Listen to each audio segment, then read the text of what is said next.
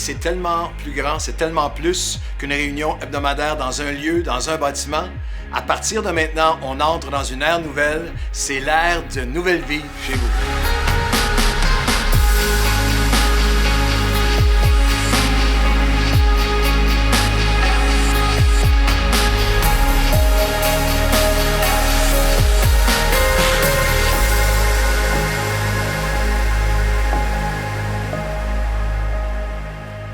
Bonsoir et bienvenue à cette réunion mi-semaine. C'est une joie pour nous de vous accueillir et de vous accompagner dans ce moment worship ce soir.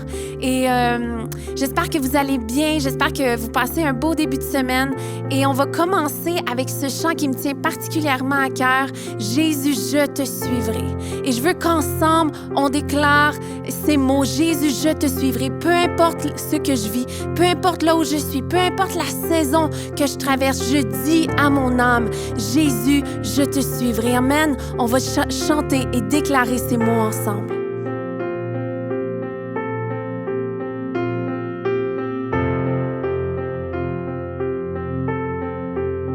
Dans la joie, quand le soleil m'inonde, sur les monts où ta présence abonde.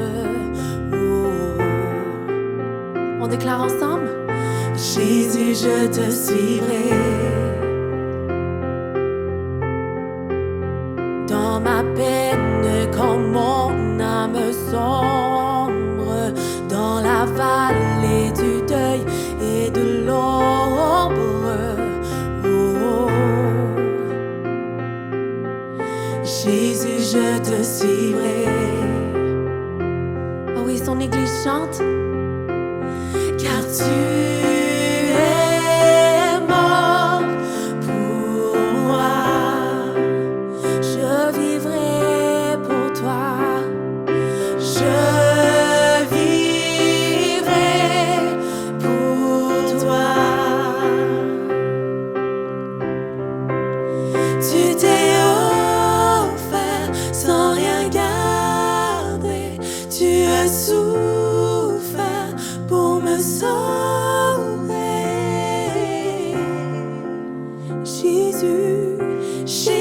je te suivrai.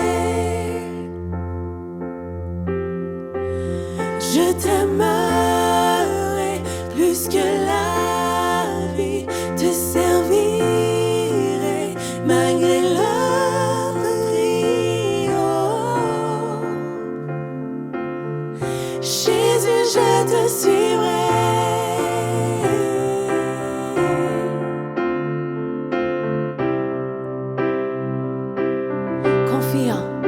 Confiant quand ma foi est profonde, dans le doute quand ma paix semble fondre. Oh, oh. Jésus, je te suivrai. Car tu es mort, car tu es mort pour moi.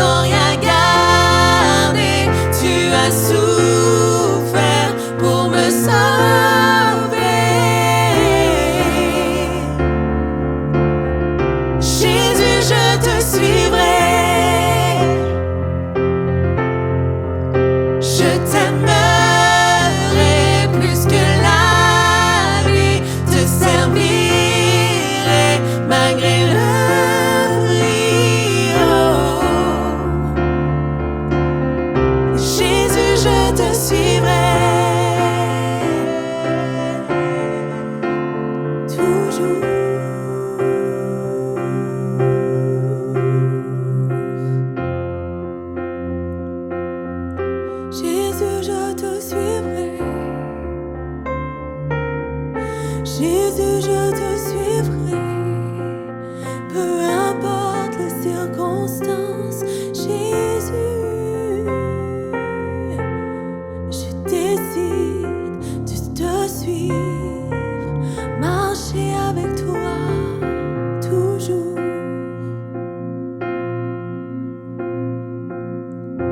tu es mort. On chante ensemble. Car tu es mort pour moi.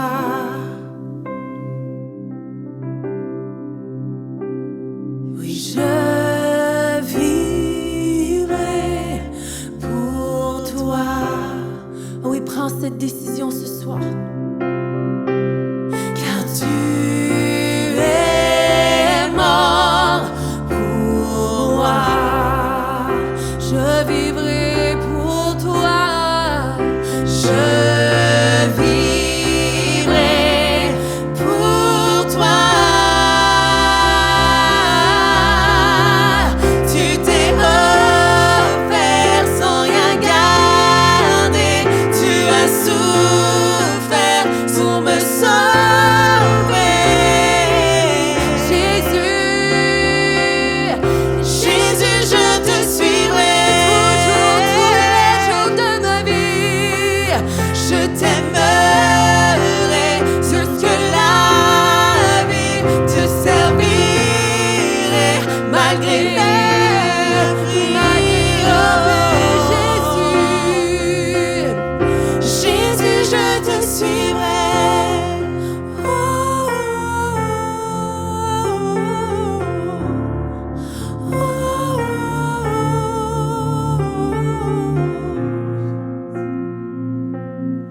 Jésus, je te suivrai.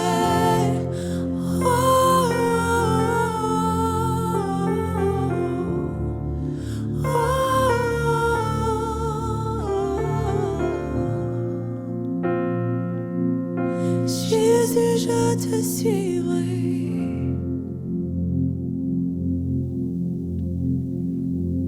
Ah, merci Jésus, parce que tu es mort pour nous. Merci pour ta grâce, pour ce que tu as fait, Seigneur. Et on veut se rappeler la puissance de la croix, la puissance de la résurrection, la puissance de ta vie, Seigneur. Et tu viens mettre de la lumière, Seigneur, dans nos vies.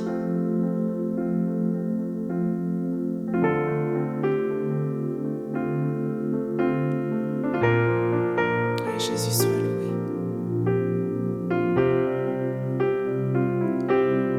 Qu'on puisse chanter avec autorité. La croix, le dernier mot. La croix, le dernier mot. La croix, le dernier mot. Quand vient la douleur dans la nuit sombre, la croix, le dernier mot. Ah oui, déclare-le. La croix, le dernier mot. Oui, la croix, le dernier mot. Quand le mal se déchaîne pour nous combattre, la croix, le dernier mot. Ah oui, répète-le encore, avec foi et avec autorité pour ta vie. La croix, le dernier mot. La croix, le dernier mot. Le Sauveur a vaincu, brillant de lumière. La croix, le dernier mot. Chante encore.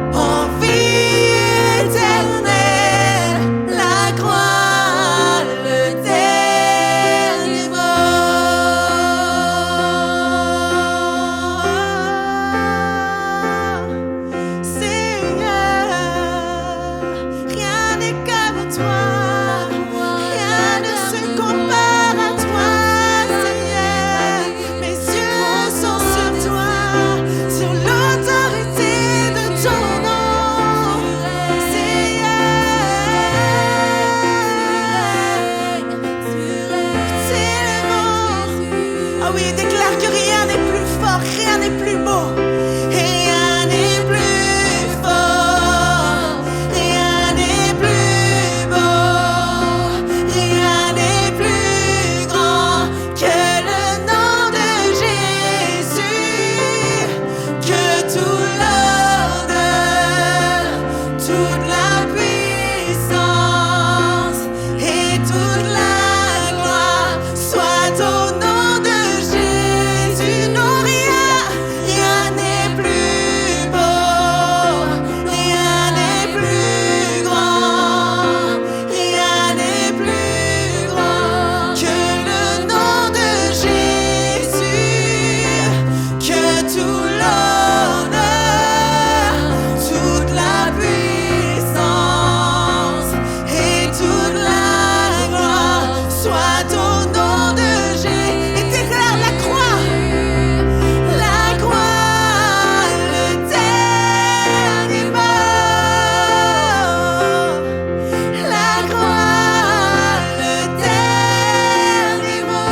Le Sauveur a vaincu, le Sauveur a vaincu, brillant de lumière.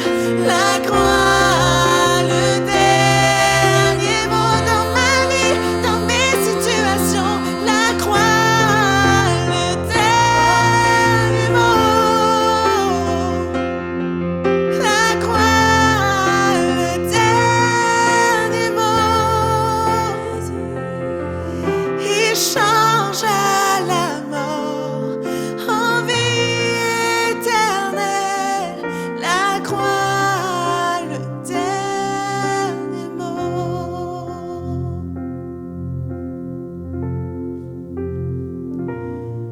Jésus, tu as vaincu, tu as triomphé, Seigneur. Oh oui, Jésus, tu as le dernier mot sur toute maladie. Tu as le dernier mot sur toute dépression. Tu as le dernier mot même sur cette pandémie. Rien n'est trop grand, rien n'est trop fort, rien n'est trop beau pour ta présence. Rien n'est trop grand, rien n'est trop fort, rien n'est trop beau pour ta puissance et ton autorité. Agis. Agis sur les vies connectées présentement. Agis sur toute situation. Agis dans les familles. Agis pour nos gouvernements. Agis dans notre province, dans notre pays. Seigneur, tu agis. Parce que toi, tu as le dernier mot.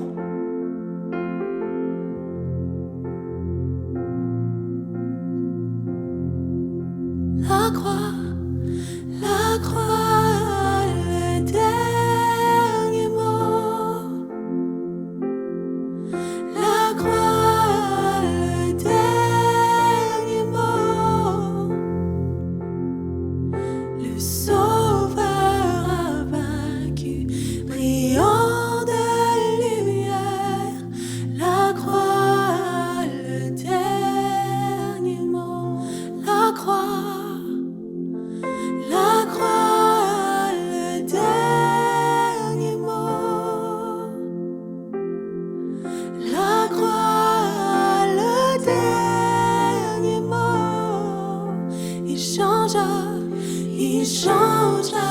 la mort en vie éternelle. Il changea la mort en vie éternelle. Il changea la mort en vie éternelle. La croix, le dernier mot.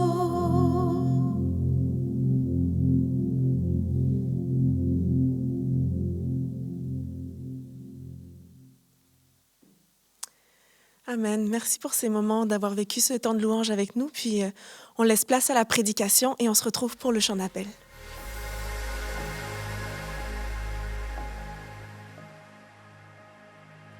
Bonsoir, je suis le pasteur Daniel Descaries. Je suis heureux d'être avec vous cette semaine pour l'étude de mi-semaine.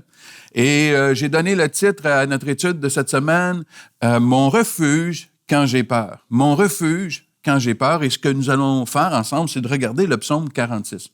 On est dans une époque, on est dans un moment où la peur est omniprésente autour de nous. On a plusieurs peurs, plusieurs craintes, plusieurs anxiétés qui nous affligent du contexte dans lequel on est. Mais parfois, ça peut être beaucoup plus personnel également quand le médecin m'apprend que j'ai le cancer, quand mon patron m'informe que à cause de la pandémie, à cause de la situation économique, je vais perdre mon emploi, quand mon enfant est malade ou quand mon conjoint, ma conjointe m'annonce qu'il va me laisser à cause des pressions dans la vie du couple. Quand il nous arrive de mauvaises nouvelles, c'est possible qu'il y ait de la peur qui va en émerger. C'est la réaction émotionnelle qu'on va avoir. Mais parfois, on peut avoir cette peur-là, on peut être envahi de peur et on n'est même pas capable, on a de la difficulté à identifier quelle est la source de cette peur-là. Si je sais que c'est une source externe, c'est une chose, mais parfois, je suis juste animé d'anxiété, je suis juste animé d'angoisse et de peur. Et parfois, les gens me disent, mais n'est-il pas dit que si j'ai la foi, je n'aurai pas peur? Non, c'est pas ce qu'il dit. Est-ce qu'un chrétien, ça ne devrait pas avoir peur du tout? Non, c'est pas ce qui est dit. Ce qui est écrit dans la parole de Dieu, c'est que je peux vaincre mes peurs, je peux conquérir mes peurs, je peux aller au-delà de mes peurs, ne pas être paralysé par mes peurs, mais la peur, elle est là. Quand Dieu dit à Josué, ne crains point, bien, s'il dit à Josué, ne crains point, c'est parce qu'il est dans la crainte. Quand il dit la même chose à Isaïe. Quand les anges viennent annoncer la venue du Messie à Marie et à Joseph, l'ange va commencer en disant, ne craignez pas, ne soyez sans crainte. Parce qu'ils ont peur, il y a quelque chose qui leur fait peur. Jésus, après la résurrection, quand il entre dans la chambre haute où sont cachés les disciples, c'est la première chose qu'il va leur dire, ne craignez pas. C'est certain qu'ils ont peur, ils sont déjà craintifs, et là, Jésus passe à travers le mur. Alors, ils ont eu peur, humainement, ils ont eu peur. L'apôtre Paul a dit, quand il est allé prêcher aux Corinthiens, « Je suis venu à vous avec crainte et tremblement. » Donc, la crainte, elle est là, c'est normal, c'est humain qu'on ait peur, c'est humain qu'on ait ce sentiment-là. Mais quand j'ai ces peurs-là, l'important, c'est qu'est-ce que je peux faire et qu'est-ce que Dieu m'offre pour surmonter mes peurs. Et c'est là que le psaume 46 nous donne une réponse. Alors, les psaumes sont débordantes. C'est débordant d'émotions. Si vous avez de la difficulté à gérer les émotions, allez lire les psaumes. Vous allez voir comment la présence d'émotions est partout dans les psaumes. Et les psaumes, ce sont des chants. Alors, c'est des chants qu'on chantait. Et le psaume 46 est divisé en 3 couplets, en 3 strates. Il est utilisé en 3. Et après chacune de ces sections-là, il y a le mot, dans certaines Bibles, c'est marqué « Sélah », S-E-L-A-H, ou encore « pause », et le mot « Sélah », c'est le mot hébreu pour « pause ». En d'autres mots, lorsqu'on vient de lire ou qu'on chantait ce paragraphe-là, la Bible nous disait, prends une pause, réfléchis à ce que tu viens de chanter. Réfléchis, médite ce que tu viens de chanter. Alors, c'était une pause musicale qui te faisait réfléchir à ce qu'on venait de chanter. Alors, qu'est-ce qu'on va y découvrir dans ce psaume-là? Première chose qu'on découvre, c'est que Dieu est pour nous. Il est pour nous. Verset 2. Dieu est pour nous un refuge et un appui, un secours qui ne manque jamais dans la détresse. Le verset 8 et le verset 12 nous dit, le Dieu de Jacob est pour nous une haute retraite. Alors, à 3 reprises, dans chacune des sections du psaume, on retrouve la déclaration que Dieu est pour nous. Et c'est important quand on a peur, quand on est dans l'anxiété, quand on est dans la crainte, de réaliser que Dieu n'est pas contre nous, mais que Dieu est pour nous. Il est avec nous, il est pour nous, il est en notre faveur. N'a-t-il pas dit dans Jérémie 29, le verset 11, « Car je connais les projets que j'ai formés sur vous, dit l'Éternel, projets de paix et non de malheur, afin de vous donner un avenir et de l'espérance. » Projets de paix et de bonheur. Dieu est pour nous. Il n'est pas contre nous. Dieu est pour nous.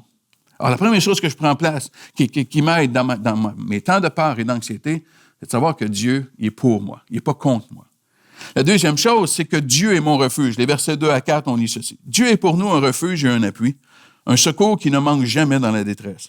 C'est pourquoi nous sommes sans crainte, car la terre est bouleversée et que les montagnes chancellent au cœur des mers, quand les flots de la mer mugissent, écument, se soulèvent jusqu'à faire trembler les montagnes. Pause.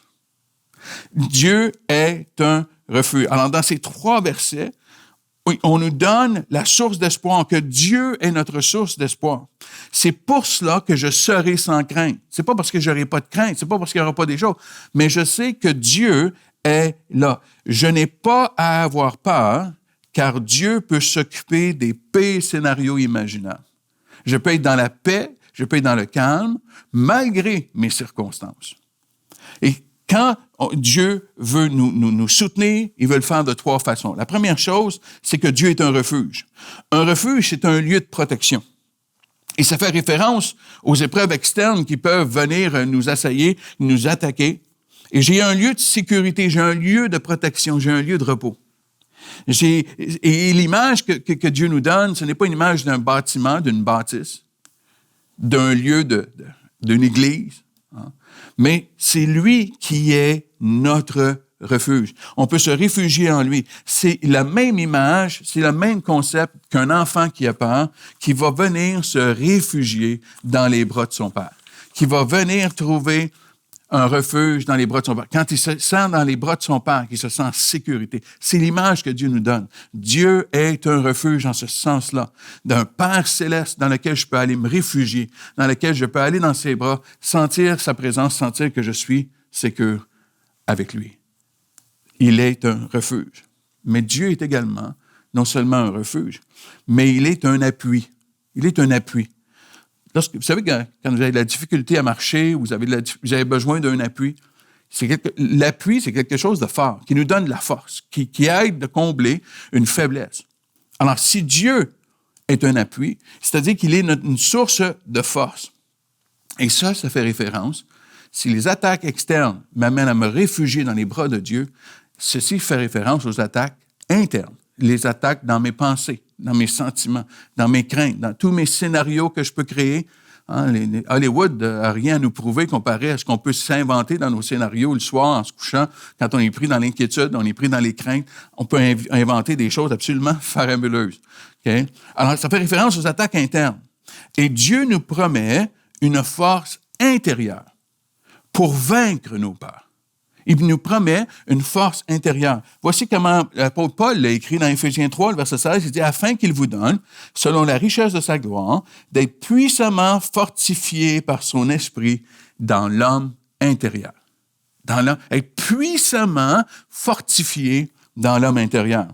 Il va le dire comme ceci dans 2 Timothée 1, verset 7. « Car ce n'est pas un esprit de timidité que Dieu nous a donné, mais un esprit de force, d'amour et de sagesse. » Amour, sagesse, mais aussi un esprit de force. Ce qui veut dire que Dieu est un appui, c'est qu'il me donne une force pour vaincre mes peurs, pour vaincre mes craintes, pour ne pas être envahi par mes peurs et mes craintes, ne pas être enseveli. Dieu me donne une force. Et j'ai besoin de demander à Dieu, Seigneur, fortifie-moi, viens par ton esprit qui habite en moi, me fortifier pour vaincre mes peurs, mes craintes. Dieu a mis en nous son Saint-Esprit, qui est une force et qui va nous donner une endurance pour traverser les tempêtes. La vie chrétienne, ce n'est pas une vie sans tempête. La vie chrétienne, parfois, certains vont penser que parce qu'on est chrétien, c'est à peine si on touche à terre. Hein? On marche puis on flotte dans les nuages. Non, c'est pas ça la vie chrétienne. La vie chrétienne, ce n'est pas une vie sans tempête et sans épreuve. La vie chrétienne, c'est une vie que Christ est avec moi au milieu de mes tempêtes et au milieu de mes épreuves. Il est là. Quand je marche dans la vallée de l'ombre de la mort, je ne crains aucun mal, car tu es avec moi. Dieu me donne cette force, il est un appui quand c'est rendu trop lourd, quand je suis rendu trop faible, ou les craintes qui sont là autour de moi m'envahissent, je peux aller être fortifié dans l'homme intérieur. Et le troisième élément de se souvenir que Dieu est un refuge, c'est que Dieu est toujours présent. Dieu est toujours présent. C'est un secours, nous dit la Bible, qui ne manque jamais. Qui ne manque jamais. Dieu est toujours disponible et toujours accessible. En d'autres mots, Dieu n'est pas confiné.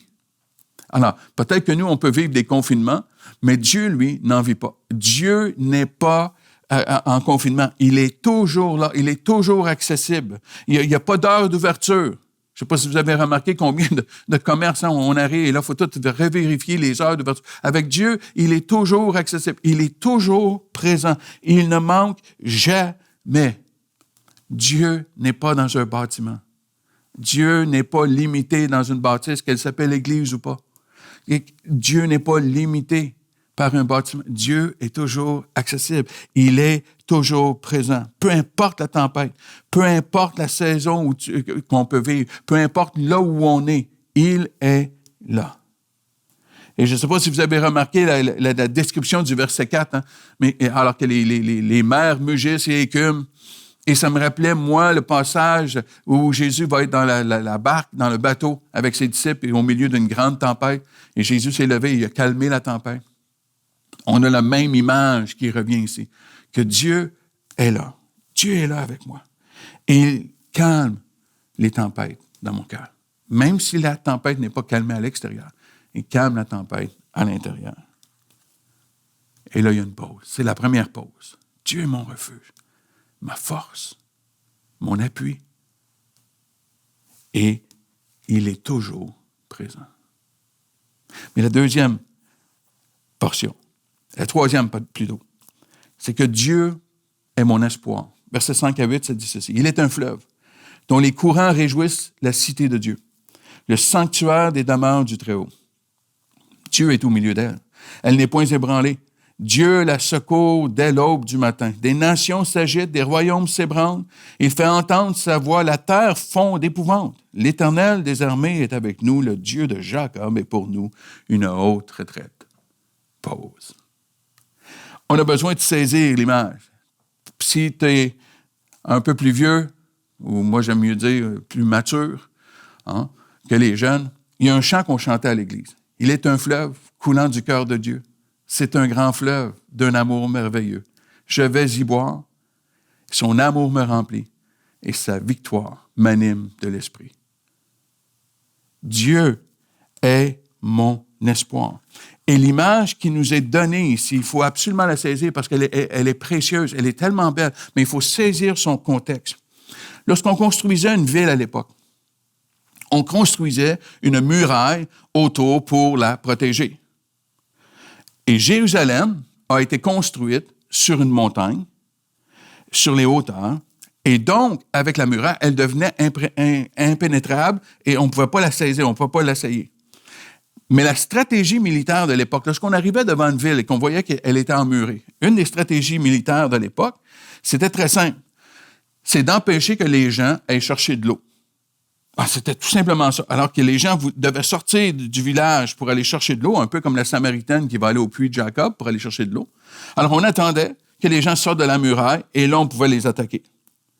Ou bien, si on n'allait pas les attaquer quand ils sortaient pour chercher de l'eau, la stratégie était de couper l'accès de l'eau. L'eau ne pouvait plus entrer dans le village. On coupait l'accès et là, on attendait. On attendait que les gens désespérés sortent ou encore qu'ils meurent de soif. C'était pas plus compliqué que ça. Alors, c'était ça la stratégie. Mais ce qui est intéressant, hein, c'est que Jérusalem, sa source d'eau est à l'intérieur de la muraille, c'est-à-dire qu'elle est à l'intérieur de la ville. On a construit la ville autour de la source d'eau. C'est l'image que Dieu nous donne ici. Alors, Jérusalem pouvait résister aux attaques beaucoup plus longtemps parce qu'elle n'avait pas à aller chercher de l'eau à l'extérieur et on ne pouvait pas couper le courant d'eau qui venait dans la ville. La source était au milieu de la ville. Alors, souvent, Jérusalem pouvait résister beaucoup plus longtemps qu'une armée qui, eux, avait besoin d'eau. Puis eux avaient besoin de nourriture. Alors, c'est ça qui faisait la force de Jérusalem. Et c'est l'image que Dieu nous donne. C'est le parallèle que Dieu est en train de nous donner ici. Dieu est en train de nous dire, je suis une forteresse qui est imprenable, et son fleuve d'amour nous rassaisit et nous réjouit parce que son fleuve coule au milieu de sa ville, au milieu de son peuple, au milieu de nos vies. Au milieu de ma vie, j'ai ce fleuve d'amour, ce fleuve d'eau vive, ce fleuve qui vient me rassasier, qui me donne cette soif que je peux avoir, aussi profonde qu'elle soit, elle peut être rassasiée parce que Dieu est au milieu, peu importe mes circonstances. Quand tout s'agite autour de moi, j'ai besoin de me souvenir que j'ai une source où je peux être rassasié, qui va me donner espoir. Et même quand tout s'agite autour de moi, Dieu n'a simplement qu'à parler et la terre fond d'épouvante. Ça veut dire que Dieu est tout-puissant. J'ai besoin de me souvenir que Dieu est tout-puissant. Il est l'Éternel. Il est l'Éternel des armées. En d'autres mots, il y a quelque chose de fort, il y a quelque chose de puissant que Dieu est. Et j'ai besoin de bien saisir cette image que l'Éternel, c'est l'Éternel des armées. Et ça me faisait penser à l'histoire, peut-être que vous vous souvenez, où Élisée est avec son serviteur. Et là, il regarde autour et son serviteur a peur parce qu'il a l'impression qu'ils vont se faire tuer. Et Élisée prie et il dit, non, regarde, ouvre tes yeux. Et alors qu'il ouvre ses yeux, le serviteur voit des chariots, il voit l'armée céleste qui vient pour leur donner la victoire. J'ai besoin de me souvenir que l'Éternel, c'est l'Éternel des armées, qui va se battre pour moi, qui va se battre en ma faveur. Quand j'ai peur, j'ai besoin de me souvenir que j'appartiens à l'Éternel des armées, le Tout-Puissant, le Victorieux. C'est à lui que j'appartiens, et tout lui appartient. Mais peut-être que certains ici, vous dites, oui, mais moi, je comprends, là. Il est l'Éternel des armées, puis il va se battre. Oui, ça, c'est vrai pour les grands, pour les héros de la foi. Mais comme Moïse, Élie, Élisée, David, les apôtres, oui, c'est vrai, mais moi, je suis juste un chrétien ordinaire. Est-ce que je peux vraiment m'attendre à ça? Peut-être que tu écoutes en ligne et tu dis, ouais, mais moi, c'est parce que je suis pas membre de Nouvelle Vie. Hein? Je viens pas à Nouvelle Vie.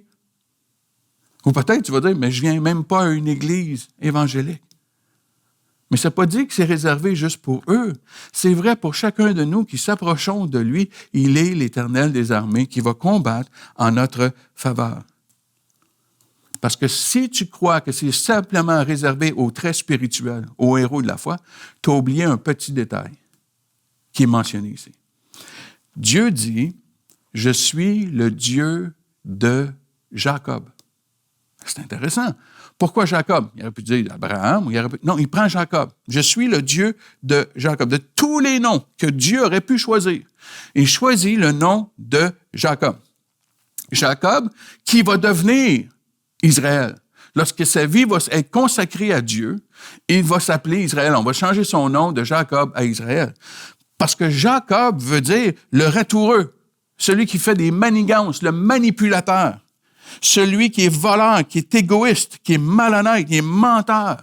Il est une description d'un narcissique, d'un trouble de personnalité narcissique, Jacob, qui va tout faire pour essayer d'avoir son point de vue puis de gagner pour son bénéfice à lui. Il ne pense qu'à lui, il va voler son frère, il va faire toutes sortes de manigances. C'est ce qu'il était. Il va devenir Israël après. Mais Dieu dit, je suis le Dieu de Jacob. Je suis le Dieu des imparfaits. Je suis le Dieu pardonnez l'expression, hein? Je suis le Dieu des tout-croches, des manipulateurs, des malhonnêtes, des voleurs. Je suis leur Dieu. Je suis le Dieu de ceux qui vont simplement, humblement dire « J'ai besoin d'aide. Je ne suis pas parfait. Voici le Dieu que je suis. Je suis le Dieu de Jacob, c'est-à-dire je suis le Dieu de la grâce, qui intervient même en faveur de ceux qui ne le méritent pas. Je suis le Dieu de la grâce. Je suis le Dieu qui vient, qui prend les vies là où elles sont, pour les restaurer, les transformer, mais pour agir en leur faveur. Et quand ils viennent à moi, humblement, qui réclament ma grâce, j'interviens. L'Éternel des armées est toujours accessible par le moyen de la grâce. C'est pas par nos œuvres, c'est par le moyen de la grâce.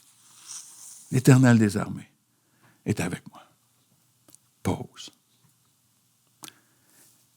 Mais dans tout cela, le psaume termine avec une dernière section, c'est-à-dire ma réponse à Dieu, les versets 9 à 12. « Venez, contempler les œuvres de l'Éternel, les ravages qu'il a opérés sur la terre. C'est lui qui a fait cesser les combats jusqu'au bout de la terre. Il a brisé l'arc, il a rompu la lance, il a consumé par le feu les chars de guerre.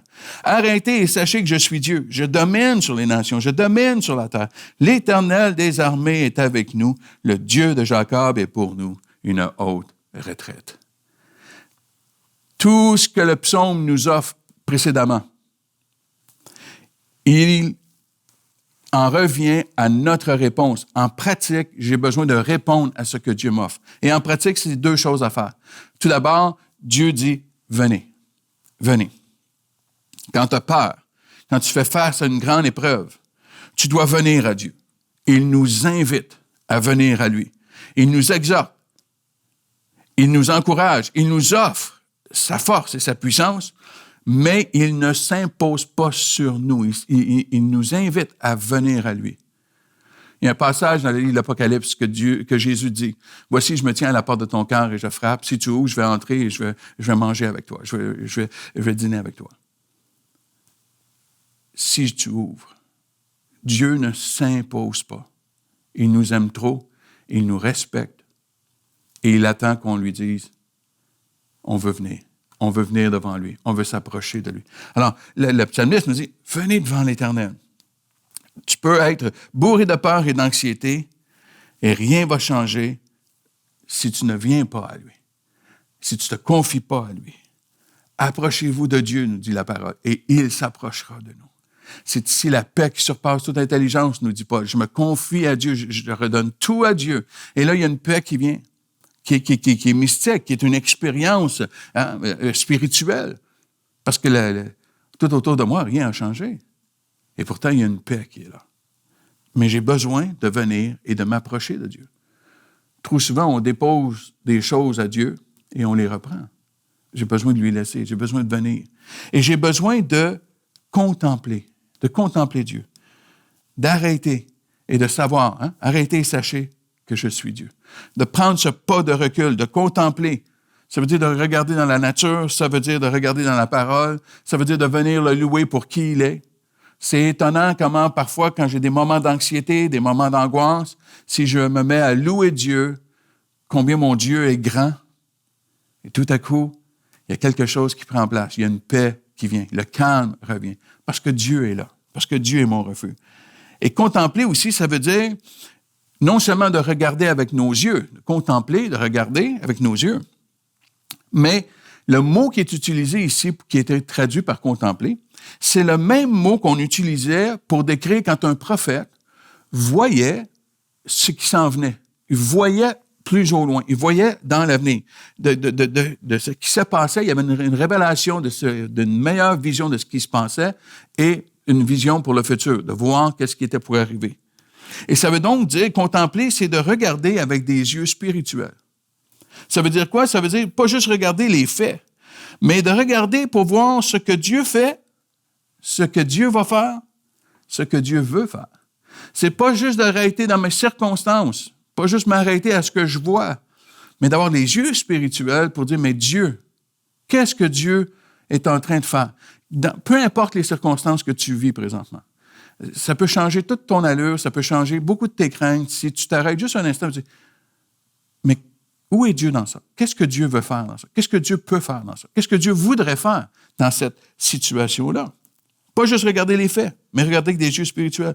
De voir la vie ici-bas avec les yeux de Dieu. Si la pandémie a fait une chose, elle a réveillé toute la Terre à la possibilité de la mort.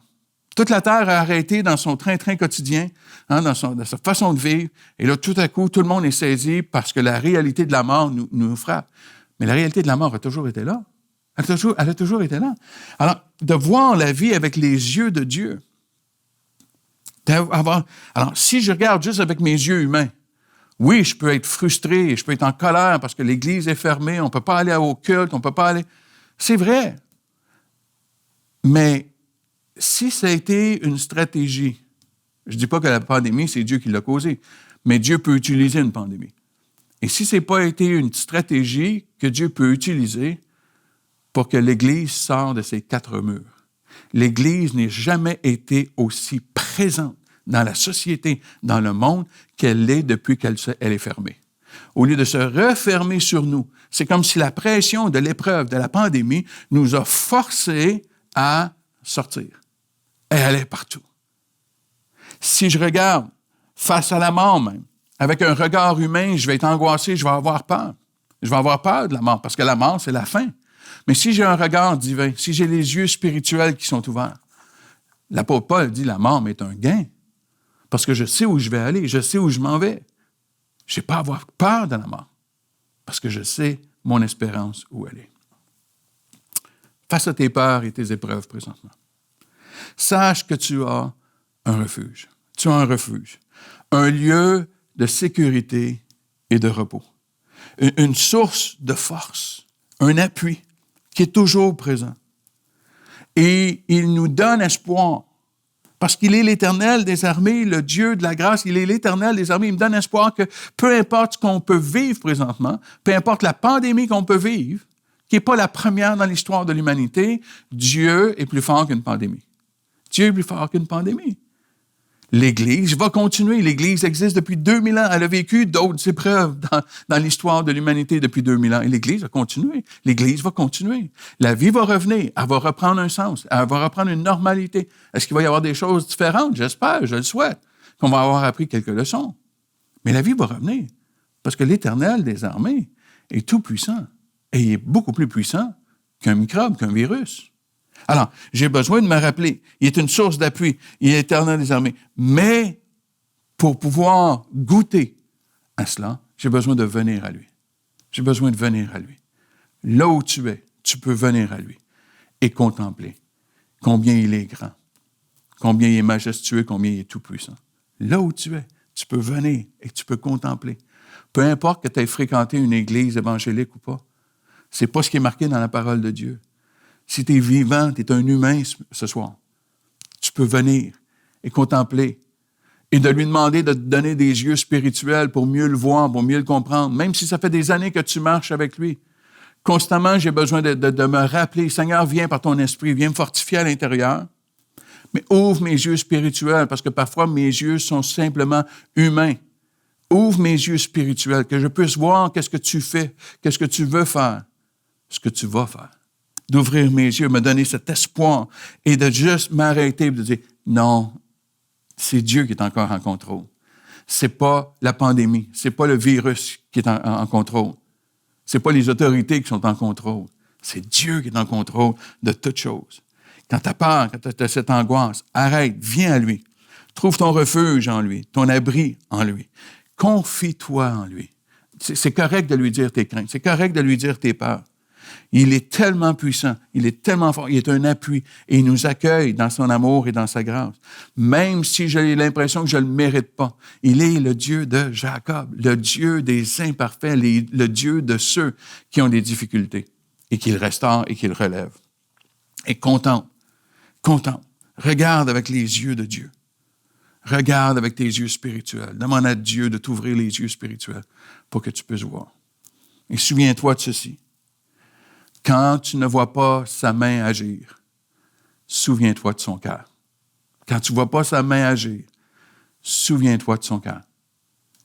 Notre Dieu est pour nous. Il est pour nous.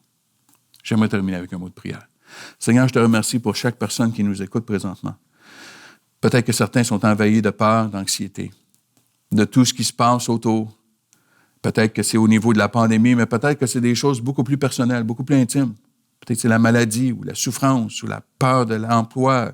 Alors, Père, je te prie que maintenant, ils sentent ta présence là où ils sont, que tu es un abri pour nous, tu es un refuge, que tu es pour nous et que tu nous donnes la force. Tu es l'Éternel des armées, tu es le Tout-Puissant.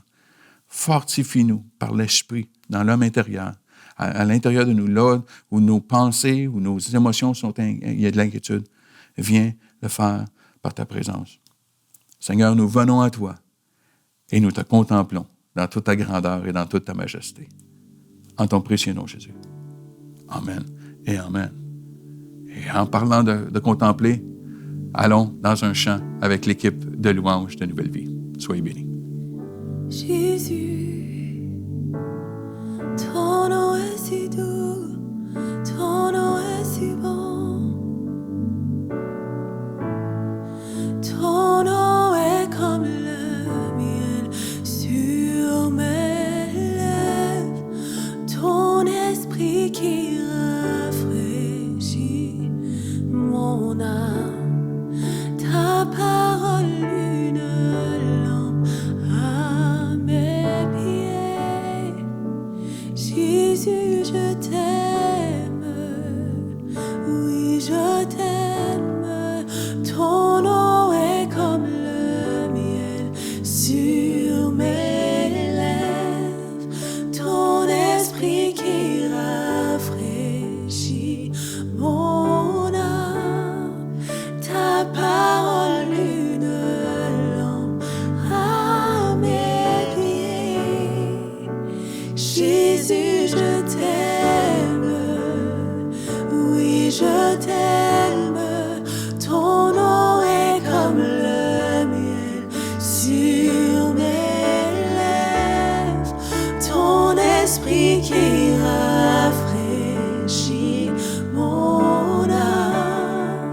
ta parole une lampe à mes pieds. Jésus, je t'aime, oui, je t'aime. Jésus, je t'aime, oui, je t'aime. Jésus, je t'aime, oui, je t'aime. Jésus, je t'aime, oui, je t'aime.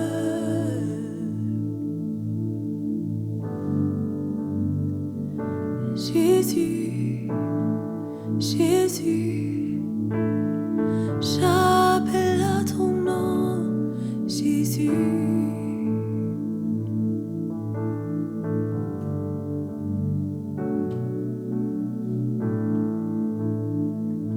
Merci d'avoir été avec nous ce soir. Merci d'avoir mis ce temps à part pour vous connecter au cœur de sa présence avec nous. On vous souhaite une belle semaine. On vous souhaite de continuer ces moments quotidiens en toujours restant connectés avec nous sur nos différentes plateformes, sur tout ce qu'on offre, soit sur Facebook, sur YouTube. Vous pouvez même avoir accès à une playlist NV Worship pour continuer ces moments de louange et d'adoration. Alors, on se donne rendez-vous ce dimanche à 9h et 11h30 pour nos réunions en ligne. Bonne semaine à tous.